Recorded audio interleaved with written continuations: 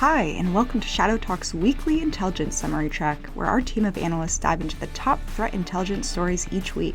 To read their full findings and analysis, make sure to visit resources.digitalshadows.com. Now here's your host, Harrison Van Riper. What's up, everybody? HVR here, and this is ShadowTalk, your weekly threat intelligence podcast. We've got a really cool show today. We've got a newcomer, we've got an interview, we've got a new blog from a different newcomer. We've got it all, really. So I wanted to start off this week with a request, actually. We've had a lot of really good feedback that I've received sort of tangentially through, some of the Digital Shadows clients, folks I chat with on Twitter, and, kind of just in passing. But I really want to know what you all think about the show so that we can keep improving it. The best places that you can do that are to tweet me at pseudohvr, that's at pseudohvr, or email us at messages@digitalshadows.com, and we'll include links to all of that in the show notes. But please, if you do have some feedback, I promise you that I personally will take a look at it. All right, so that being said, joining me this week for his second time is Travis Randall at PuppyOzone on Twitter. How are you doing, sir? Hey, Harrison. Good to be back. It's nice to see your face. Yeah, as always. Yeah. And our newcomer today is Alec Alvarado. Alec, who are you? What do you do at Digital Shadows? What is it that you say you do here? That infamous office space question, right? My name is Alec. I'm a team lead with the Managed Services Intelligence team, and we provide alerts to our clients, alerting them on potential threats across the clear, dark, and deep web. Cool. So you're a team lead on Travis's team. Exactly. Yeah. Or Travis is an analyst on my team, but I live and die by Alec's whim. By his direction. Yeah. Cool, perfect. All right, so then, Alec, you're actually going to kick us off this week. So fill me in. What is our main article this week? Yeah, I'd be glad to go ahead and get us started. So the main article we're going to be discussing today is going to be on a cryptocurrency mining campaign taking place currently, specifically targeting users in China, and it uses a growingly popular fileless malware. So the initial exploitation in this case is through the infamous Eternal Blue, and upon compromise, it runs a scheduled task or it uses the run once registry key and downloads the first PowerShell script. This script attempts to access a list of URLs and then downloads a PowerShell command, executes it, and then sets it as another scheduled task to run hourly. This then scheduled task executes another PowerShell script, downloads, executes the second layer PowerShell script, reports back any system information. So it's going to report back MAC address information, the operating system, the infrastructure, the architecture of the system to the command and control server before downloading the third script. And then the third PowerShell script. There's so many PowerShell scripts. There's a lot, yeah. No, and it's interesting that they use this technique. But to continue, the third script downloads the cryptocurrency mining malware, the cryptocurrency mining module XMRig, and it tailors it based on the reported system information. And in addition, it downloads another pcastle PowerShell script. And this is responsible for the propagation, and then it moves across to other targeted devices and starts the cycle all over again on another machine. The interesting thing here, and of course, cryptocurrency mining depends heavily on the lack of detection, and so that's kind of why you see so many PowerShell scripts, and it's using these scheduled tasks that run hourly, so that way that detection is just further hardened. It's just more difficult to detect this cryptocurrency mining operation. Also, obviously it's using XMRig targeting Monero.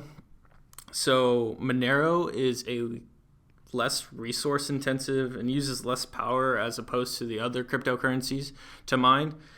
So detection, again, it's harder to detect because it's less resource intensive. The users aren't seeing that significant use of resources as opposed to somebody who might be mining a different cryptocurrency. That's interesting. I actually didn't know that. I didn't know that Monero was less intensive to mine. Yeah, and that's actually why XMRig is one of the more popular cryptocurrency mining malware that we see. So the use here of the fileless malware, it seems to be being adopted across the cybercriminal landscape as opposed to only being used by the sophisticated threat groups that we've seen in the past. So this move to use of the fileless malware across the wider threat landscape appears to be prominent, and it's something that we do expect to continue in the near future.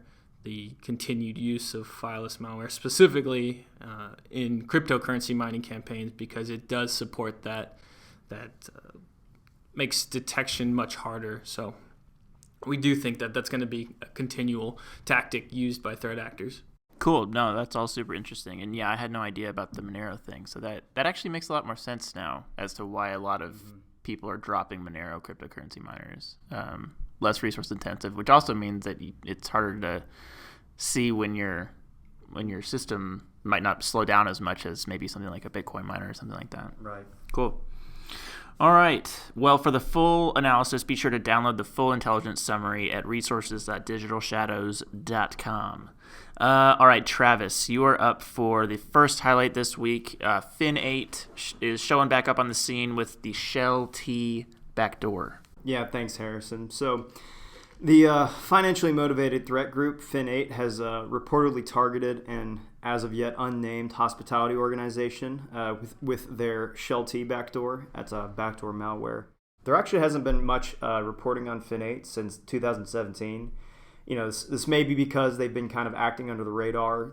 Nothing's been picked up, but they also could have just been spending this time, improving their tactics. So this attack against the hospitality organization could be a sign of a larger upswing in their activities. One interesting thing to note with this attack, though, is how it shares similarities to how FIN7 operates.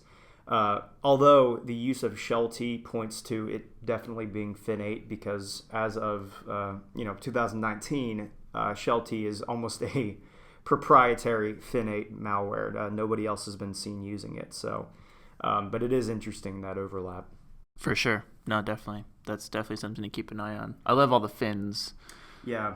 The fins are interesting. I mean, APTs are interesting, but I also like the cyber criminal aspect of it as well. Yeah, very much. Make that money. Make that money. All right, Alec, back over to you. CVE 2017 11882. It's very easy to say. Has popped back up on the radar. Tell me a little bit more. Yeah, so security researchers are reporting on a malicious spam campaign abusing an Office vulnerability. And as the name suggests, CVE 2017 11882, it's pretty old, but the unique thing here is that it is still widely used and extremely popular. And in this specific campaign, we saw malicious rich text format documents being sent, and when the users interact with them, obviously the payload there is a backdoor Trojan being downloaded to the target systems. And specifically, this campaign was targeting European users using various European languages. And the exploit allows attackers to automatically run malicious code without requiring any user interaction. But it seems that the command and control server has actually gone offline. So the threat here may be reduced, but again, the potential for the exploit to be used in the future and the same tactic to be used across different threat actors is still present. Especially with the fact that this vulnerability is one of the most popular, and so it really highlights, again, patch management. Yeah, definitely. That one keeps popping up every now and then, so definitely one to be sure to patch in your enterprises. All right, Travis, back over to you. We've got some MuddyWater activity, another 2017 CVE as well. So tell me a little bit more. Yeah, here's a quick one for you, Harrison. MuddyWater reportedly used spear phishing emails to target unnamed Middle Eastern countries. They used a 2017 CVE CVE 2017-0199 to run PowerShell scripts and deploy malware. Even though 0199 has been used by Iran-based threat actors in the past, this is the first time MuddyWater has used it. So it's like they're falling in line with some of the other activity. We don't know the motivation yet, but espionage is pretty likely. Yeah, 0199 does seem to be keep on popping up. A lot of threat actors are using that seemingly. Yeah, well, it works. So yeah. Why do something else if it works? All right, cool. Well, that will kind of wrap up the threat intel summary. But there is one thing I wanted to touch on. Before we get to the interview this week, I wanted to touch on a blog that Travis, you had published this week on the website called Managing Infosec Burnout. Burnout is obviously a big topic that is often discussed, especially in our industry of information security. So why don't you give us an overview of what that was about and some of your thoughts on it? Yeah, no, I wrote a blog, so I'm published now. You're a published author. One thing I want to touch on real quick before I actually talk about what the blog is about. It is about burnout, and I wrote about this at the beginning of the blog. Anything I say in the next few minutes about what this blog is about burnout, or about any of the solutions I propose to burnout, I want to make the distinction that I am not referring to anything dealing with trauma or trauma-causing events, because that's a whole different ballgame. And so saying that, what my blog is about is I wanted to reframe how we think about burnout, because if you look at a lot of the writings on InfoSec burnout, of which there is a pretty good amount, most of them are kind of vague, and it basically boils down to stress is bad, be nicer to your employees. But that doesn't actually help, and it doesn't really address what burnout is and how it happens. So I decided to try to go and do some real research and see how does all this work. Essentially what I found out is that stress is not inherently bad, and in fact, a lot of the times it can be really, really helpful. It's really just our response to help us react to threats and learn from them. So moderate amounts of stress can improve memory. It can boost performance. It's how athletes get their heads into gear. And stress actually, in a lot of ways, it just changes how we make decisions. So there's a point in the blog where I talk about how research has shown that stress helps people make better triage-based decisions, so managing priorities, but it harms them when it comes to like minuscule operations details, for instance. And so the big takeaway from that is that stress in a moderate amount, when it's managed, can be helpful for some people depending on the roles and harmful for others. And so stating that, this moves us into burnout, which essentially what we have found out, and this goes beyond just burnout in InfoSec and beyond just burnout, but what we have found out with research is that the reason why burnout affects people is not because stressful things happen. It's not because writing a blog is hard. Like, the blog was difficult for me to write. I had to do a bunch of research. I had to go through your grueling edits, which I'm super grateful for, but I spent, a whole day writing, and, it wasn't an easy thing. Mm-hmm. And so what we found out with research is that what makes a situation turn into something that is burnout, or that collapses into those feelings of like lack of personal investment, exhaustion, wanting to leave your job, all these things that we associate with burnout, is not from the specific thing that happens. It's from your feelings before, during, and after that event. And in practical terms, what that would look like is, if somebody has to look at firewall logs all day, and then they find out that their work is unappreciated, or even more specifically, not understood by decision makers. Just as an example, this is not, to say that everything is like this, but as an example, that would turn that already kind of repetitive and tedious task into something that can be extremely draining, because now there's this added, why am I doing this? Why, like they don't even seem to understand why, like what the purpose of this is, or, and I think that's something that a lot of people can also relate with. Exactly. Right? I mean, like, because we've all been in those jobs that's just like underappreciated / understood, and not something that that you want to do every single day of your life when it's understood. Right, and so that's just a very, very microcosm example of this concept. But essentially what psychology research has found out is just that targeting the feelings around events is almost always more effective than targeting those events in the cases where those events are not inherently awful. You know, and a better example of this is if you put me in the body of a farmer with the experience of a farmer and the strong hands of a farmer, I would not be able to do the farmer's job because I would be emotionally exhausted from that kind of work immediately. And the difference is how we react to those events. So what that tells us is we need to start focusing on how people feel about the things that happen to them. And more specifically with Infosec, we need to target how people feel about the hard parts of their jobs.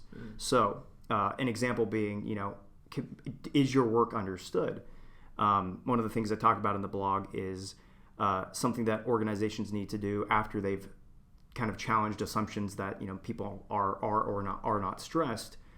They need to start creating spaces where people can vent or collectively speak out about different concerns, and it can also be private, like Digital Shadows. We have the mental health first aid guys, which are a huge boon because we can go to them and talk about personal stuff, work stuff, and it's just a way to not feel like you're sitting in a room and dealing with just your thoughts or feelings about something that may be eaten at you. And it turns out this is really, really effective because when people feel better about the tasks they're doing, those tasks become easier, and even though they are hard, they don't collapse into burnout. And so and there's a ton of examples of ways to do this, but the main takeaway of the blog is just that it sounds like fluff, but target people's feelings and try to make them feel better about what they're doing, and not in a artificial way, not in a cheerleading way where you're we can do it team, but in like real actionable ways where you're actually authentically considering feedback. Doesn't mean you're always actioning it, but you're authentically considering it when making decisions. You are communicating why you make certain decisions if you're one of the decision makers in a company. Things like that translate into people feeling better about themselves, feeling more valued. And when you feel valued and understood and your work feels valued and understood, it is much easier to do that work. And you don't waste a ton of emotional energy trying to do the job and then also have to manage your feelings about it afterwards. Yeah. Would you say that kind of the general thought around burnout is that it's always stress? That it's like, okay, you're overstressed, you've gotten overstressed for multiple days in a row, and that's what's leading to your burnout. And what you're saying is that that's not necessarily true. It's more about how we feel about the situations that we're in, that it basically doesn't have to do with stress necessarily. Stress may be a component, but it's not the only reason why.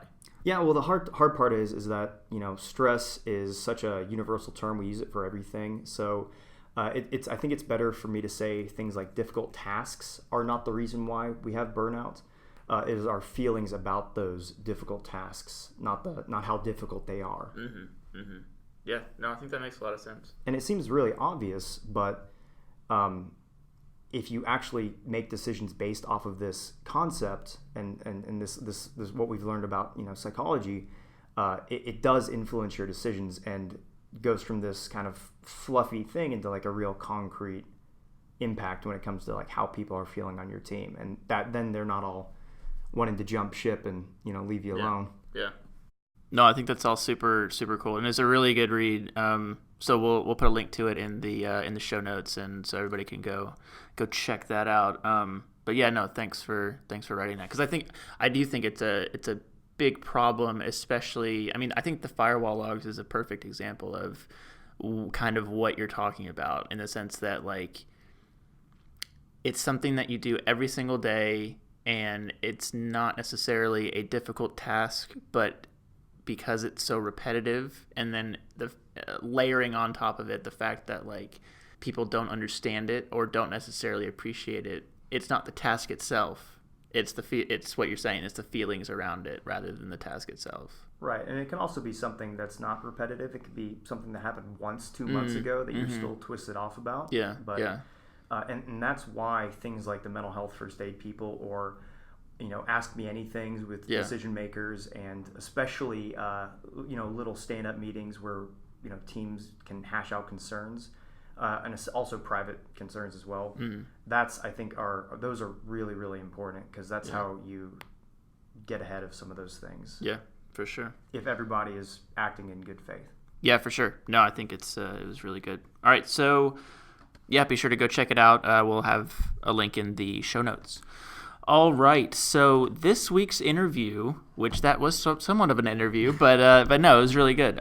This week's interview is a conversation between Rick Holland, who is the Chief Information Security Officer here at Digital Shadows, and Ryan Kovar, who is a Principal Security Strategist at Splunk. I've gone ahead and split this discussion into kind of two parts. The first one is this week, obviously, and then the part 2 will be in next week's show.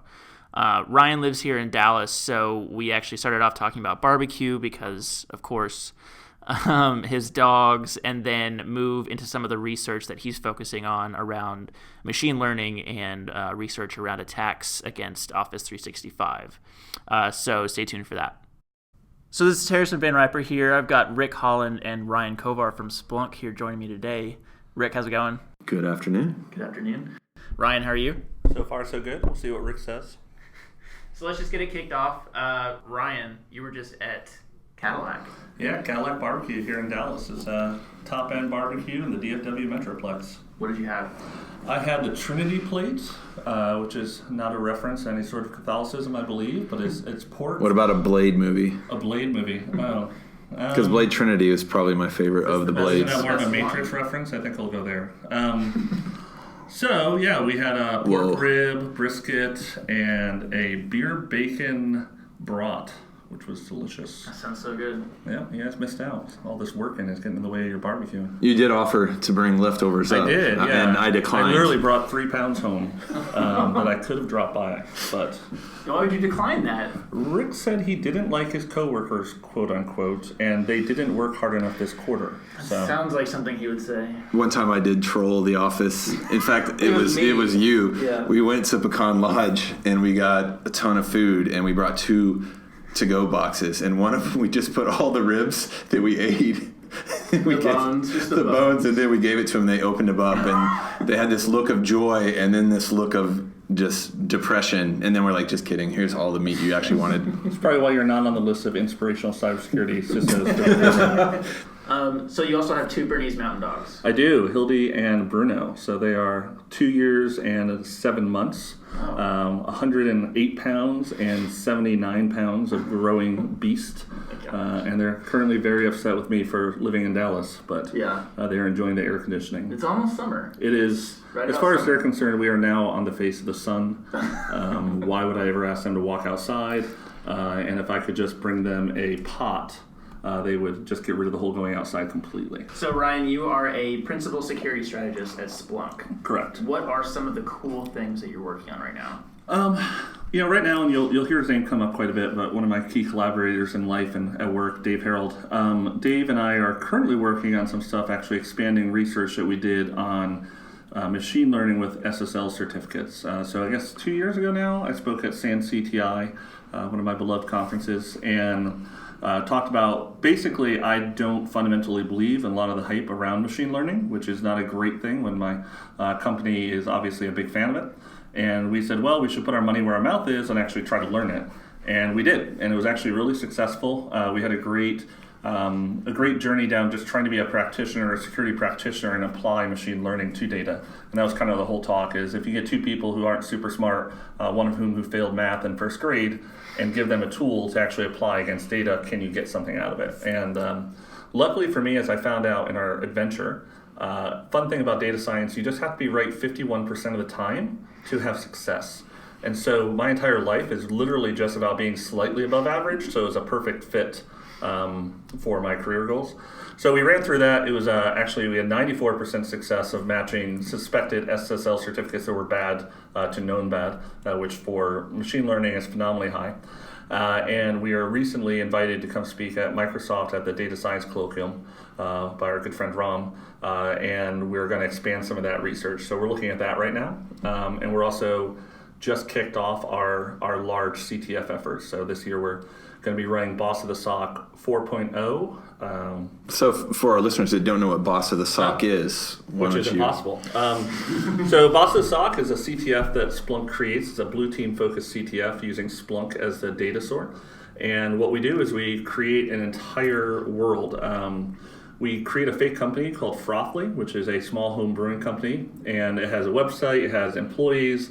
We stand up, we call it Amish cyber barn raising, but every year we create a whole new infrastructure of Office 365, Azure, AWS, on-site prem, and then we create a fake adversary. For the last 2 years, there's been an adversary called Taedong, which is kind of a blend, amalgamation of a couple different North Korea threat actors that we put together. And the general scenario is that this small home brewing company is being attacked by Taedong, and that you, role-playing as Alice Bluebird, a kick-ass SOC analyst, has to find out what these problems are and answer the question. So Jeopardy-style CTF.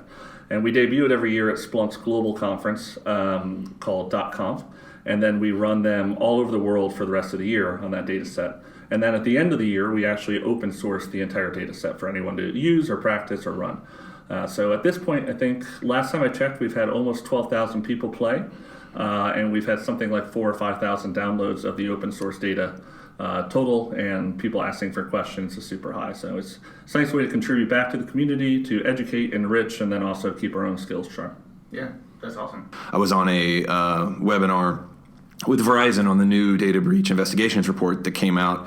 One of the findings in there that I think was pretty interesting, especially given some of your previous research, was basically the uptick in attacks against cloud-based email, account takeovers, and the like. And I know, we've known each other for a number of years, primarily through the SANS CTI Summit, which I co-chair with Rob M. Lee of Dragos. And you did some research this year, which I was super excited in because it near and dear to my own personal threat model here around Office 365. And then Verizon highlights weaknesses, targets against that, and there's not enough forensic evidence in vanilla Office 365. So maybe walk us through the research that you did at SANS, and then I'll tweet out, we'll give Ryan's Twitter handle as well, and then we'll put some stuff in the show notes. But why don't you walk us through what you guys presented, you and Dave presented? Sure. It actually goes back a little further. Originally, Steve Brandt and I, another colleague of mine at Splunk, presented at our, like I said, that global conference that we have at Splunk.conf on how to ingest Office 365 data into Splunk. And what the talk went from was what was supposed to be a very helpful talk of helping our customers and anyone else really learn how to get that data out. It turned into angry old man Kovar yells at Microsoft Cloud for not giving me any data. And as we really went through a lot of it, what we found was, and the full credit to the Microsoft team, they have a phenomenal security suite. If you have Office 365, in my opinion, you are heads and tails above running Exchange on your on-prem. The team there, Mystic and everyone else, are just absolutely phenomenal. The problem is if you're trying to correlate or give context to any of that data, Microsoft doesn't really easily allow you to do any of that.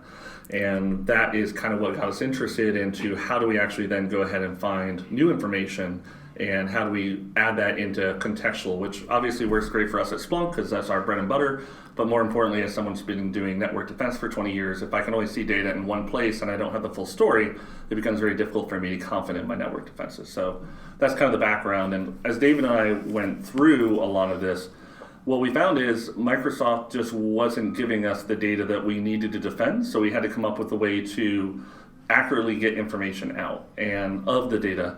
And the way we did that was there's two options. You either bring data in before, and a lot of people do that with mail gateways like Proofpoint, and there's nothing against any of these, no knots on any of these vendors, but there's a lot of things that go in front, and then they scan the email and they do analysis of email before it gets to your Office 365, and then it comes in Office 365. That's one way. The problem with that is if you actually read the Microsoft best practices documents, because of how Office 365 does its analysis and defenses, you actually reduce and eliminate a lot of the methodologies that Office 365 security works. So you get rid of all that money that you're paying for them to defend your data. You've effectively negated the large portion of the way they're defending you. So we looked at that and said, okay, it's perfectly fine if people want to go do that, but it's not necessarily how we would do it. And then we said, well, how do we get the data out? There's another tool developed by a good friend of mine, Marcus LaFerrera over at Punch Cyber, an open source product called Stoke, which we would call a file analysis framework, which allows you to ingest email and to extract metadata and just run it at scale. I think the last I heard, there's a very, very large company running this, and something like 10 million emails a day go through Stoke. So it scales horizontally. And we said, okay, well, let's try this. So we set up a BCC out of Office 365, which is, once again, actually recommended by Office 365. And we have since had confirmation about the scale. Originally, we were concerned that just putting a BCC here would overwhelm your Office 365. I brought that up at SAM CTI. You did. Recently, I was actually, a couple months ago, I was at First CTI in London, actually hosted, co-sponsored, I believe, by Digital Shadows. And we gave a very similar talk on this, and we had a guy come up out of our office, come up out of the audience and said, it's really cool that you gave a shout out of you're not sure about scale. We've tried this. It works for up to 2 to 3 million emails a day for a BCC out of Office 365, so you're fine. So then you're just down to how do I scale internally? So basically you have a BCC out of Office 365 to your Stoke instance, which is really just a postfix box. And then that postfix box, of course, postfix has been around 15, 20, 25 years. You can scale that laterally or horizontally as far as you want to go. And then Stoke just plugs into there to actually extract the email. Once it extracts the email, it runs it through different parsers. You can separate the attachment and run any sort of analysis you want against the attachments. You can run data against the actual email body because it breaks that into key value pair. Because at the end of the day, all an email is really just a key value piece of text, right? From address to address, subject, whatever you want, body, whatever you want. What was the number that you said at San CTI about how many fields you had access to out of the box on Office 365 versus how many fields you would have in Stoke? Yeah, I think the amount of fields, I'd have to pull up the actual presentation. I think it was something around 14 was the guaranteed number that you got out of Office 365. And I should note that this is the passive data. If you actually interrogate Office 365 using command line or something like that, you can get more out of it, but that doesn't scale well from people I've talked to of large environments. So if we're just talking, I want to get fields out of every single email that's ever been sent to me, I think you can get something like 9 to 12 fields. Stoke will pull back everything that you have. And if you've ever looked at SMTP RFCs before, they are the loosest RFC ever. It basically says, hey, if you can get a 2 field, you're pretty much going to send an email. And so an SMTP RFC could have, I mean, we've seen emails that have had 165 unique fields because someone has injected specific things. We've all seen this before. If you looked at an email before that's been routed through a really large corporate network, you'll see that it comes from like an iron port and it goes to a Postini, which probably shows my age there, to I'm with you. another one. I remember Postini pre-Google. Pre-Google, yeah. So you'll see all these things injected where people put their own headers in. Well, Office 365 won't show you any of that. It'll show you recipient to mail size. And that's fascinating. If for no other reason, then that's not the size of the attachment. That's the total size of the MSG or the entire email with attachment included. So if someone had 500 pages of text body and a 1 meg attachment, that would be the same as someone with a 1 paragraph text and a 10 meg attachment, something similar to that. And they also don't even give you MD5 hash or any hashing. They don't even tell you the attachment name. All things that are somewhat important for incident response, I would guess. Yeah. And once again, this is just if you're a very proactive shop and you're saying, I want to be ahead, or I used to say left of boom in the kill chain terminology. If you're trying to look at everything and analyze it before you found an issue, Microsoft by default doesn't provide you a lot of that information. Once you actually know what you want to look for, all that detail is available in Office 365. You just have to go query for it. So our goal was try to get that as free as we could using a tool like Stoke and bring it in. And it's extremely successful. There's several customers running this already that we know of. Like we said, there's customers that are using Stoke internally that have scaled to tens of millions of emails a day. Yeah, the video, is it out yet from Sans of the talk?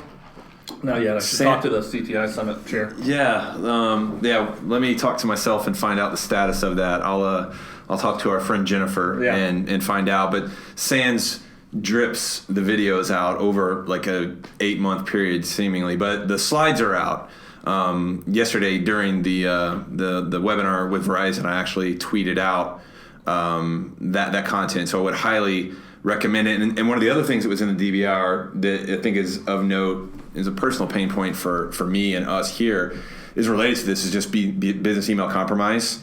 That is such a big problem, and the DBIR digs into it in great detail. And also the FBI's IC3 report that came out 2 weeks ago, the Internet Crimes Complaint Center, also highlighted business email compromise as one of the main things of impacting people there. And we see that internally quite a bit. In fact, I have a conversation with our CFO this afternoon, and sometimes we will talk about the latest kind of BEC attacks that are happening against us. And we also move that into our security awareness training as well, like special training for the accounting and finance people that are attached to that. I don't know, what do you see in your customers, people you talk to about business email compromise? So it's a fascinating talk if we look at the DBIR, because everything I just talked about from SANS CTI and Office 365 is really focused on how to protect your users from actually getting infected, right? And the DBIR, one of the things they're talking about is actually Office email and web app compromises. And as I said before, the Office 365 Microsoft security edifice is phenomenal. I haven't actually seen or heard off the top of my head any actual legitimate compromises of their front end. What it turns into is everything you saw was actually creds. So all the compromises were not actually attacks against Office 365 via exploits. They were meatware, right? They're getting someone's legit creds, which really changes the paradigm from how do I defend against exploits to IAM, right? Identity Access Management, which really is the key to Office 365. There's a recent tweet by John Lambert where he kind of put out a really great matrix over the kill chain of different places that you can detect Office 365 attacks. And when you look at that, they're almost all IAM. And I think as people look at BEC, there's two aspects of BEC, right? There's BEC to actually get the creds or do something nasty to a system, but the primary focus is actually getting invoices filled and detecting that. So actually one of the BEC experts in the world here is local and also spoke at SANS CTI. I think this is just turning into an advert for SANS CTI. Yeah, it is. It's not our intention. Yeah, I was thinking about Matt. Yeah, Matt Bromley gave a great talk at SANS CTI. Really opened my eyes to a lot of the legitimate, because for me, my entire history, my goal has always been attacking nations, or looking at nation state attacking. And that's Did you just say attacking nations? State. I don't like to talk about it, but once I threw some rocks at Canada.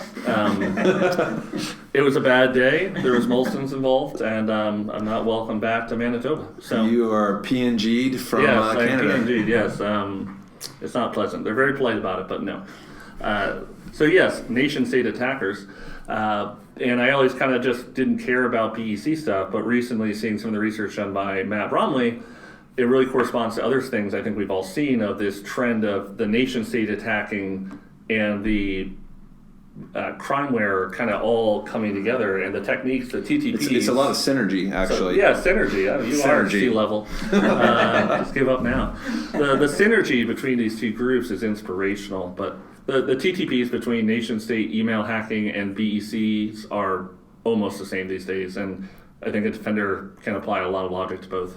We should actually probably see if we get Matt's local as well.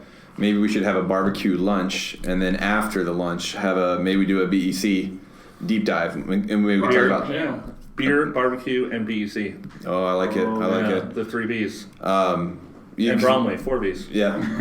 And Rick Bolland, and Rick 5 Bolland. Bs. And Ryan Harrison, Van Riper. Van Viper.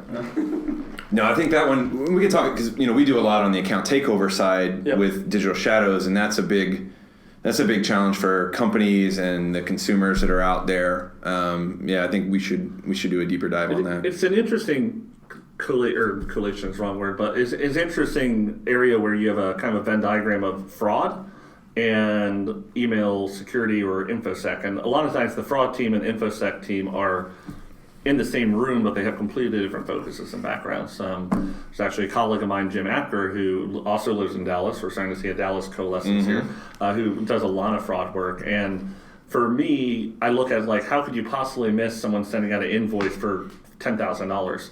But we've talked to some customers where their minimum investigation is $50,000. Well, that's kind of why you see the threshold on BEC trying to be lower and not so ridiculous. Is it, what do they call it, the RAT team, the FBI? Yeah, it was. It's a recovery Asset. I'm just making up words here. No, it's something like that. I forgot what it was. But basically, the anagram is RAT. Really awesome team. Yeah. I don't think it's the best acronym. I think remote access Trojan, first of all, and then second, maybe I think of a gross little animal that I would never eat on. Most things I probably would barbecue, but rat is not in the. Not on purpose. Have you never had rat ribs? Oh, they're delicious. I've eaten a lot of things in my time in the Navy, but not knowingly rat ribs. No, I would not recommend that. And we did not serve rat ribs at the barbecue at my house for Digital Shadows last Saturday. That's kind of a sign of a company's health. Like if you go from like a nice pork shoulder to, hey, today we're going to have rat ribs. Yeah. Like, well, I'll start looking for a new job. Yeah. Our runway's down. No, we served. Free sodas are gone, and now we have rat. We did two pork butts, a big pork belly that then turned into pork belly burnt ends. That turned into man belly. Yeah, that's where it is now. And then we had way too much chicken wings and chicken legs. We had a lot of. We kept putting on more chicken onto the grill, and I was like, "This is a lot." But it was good. We did. This is the second time we've done it, but we have, whoever's in town from out of town, and then the team and their family members. So we had children at my house. We had spouses, partners, whatever, there. It was and we had nice weather. We've had, as you know, terrible weather. In fact, I was supposed to fly to San Francisco originally yesterday, and that flight ended up getting canceled. All right, I'm going to stop you there, Rick. Thank you guys for coming on the show. We're going to discuss another topic next week on next week's show, so be sure to tune in for that. All right, that will do it for us for this week. Be sure to go leave a review on iTunes, as that really, really does help other people to find the show. As always, we will wrap up with a question of the week, but it's going to be a really quick one. So we all decided on what is your favorite color. Mine is blue. Mine is, what color are your eyes, Harrison? Brown. Okay, I love brown. Yeah, mine is monster green. Monster green. Not just normal monster. Not just normal monster. Not just normal green, but monster green. The monster kind. Okay. All right. Well, that will do it for us. Thank you, guests. Thank you, listeners. Thank you, Monster Green. We'll talk to y'all next week.